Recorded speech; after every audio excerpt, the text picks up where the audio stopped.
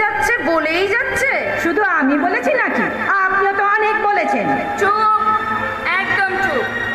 এতবার করে বারণ করছে, কথাই শুনছে না। শেষকালে কোনো ঝামেলা হলে তো ডক্টর সরকারই বিপদে পড়বেন। এত বয়স হয়ে গেছে, একটু কাণ্ডজ্ঞান নেই।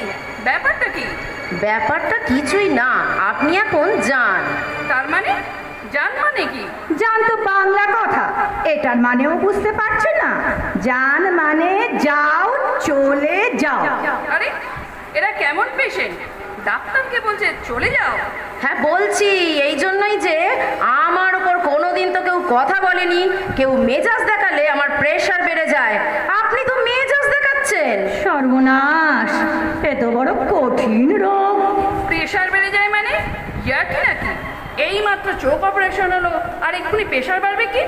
উফ, এরপরে তো বাড়ির লোক এসে পুলিশের ভয় দেখাবে। এই শেষবার বলে দিলাম, চোখ চাপ দুজনে শুয়ে পড়ুন। আমি বাথরুম যাব। মা, আমি যাব আপনার সঙ্গে। কেন? তাকে ডাকছি, ও যাবে আপনার সঙ্গে বাথরুমে। ও কি সর্বনেশে কথা, আমার সঙ্গে বাথরুম যাবে অন্য লোক? কেন? আমি কি লজ্জা শরমের মাথাকে বসে আছি? চলো বৌমা, এক্ষুনি বাড়ি যাব। আমার বাড়ির বাথরুমই ভালো।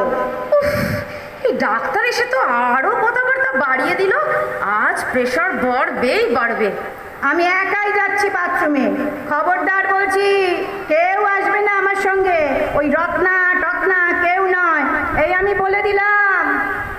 বাবারে, এইরকম দু এক পিস যদি রেগুলার আসে তাহলে তো নার্সিংহোমের 12টা। ঠিক আছে, আমি যাচ্ছি। একদম উঠবেন না, আমি বেশি কথা বলি না, বলতেও ভালোবাসি না। হ্যাঁ সে তো বুঝতেই পারছি। কিছু বললেন? কই না তো। কি জানি, আমার যেন মনে হলো আপনি কিছু বললেন। না না, উনি কিছু বলেননি তো।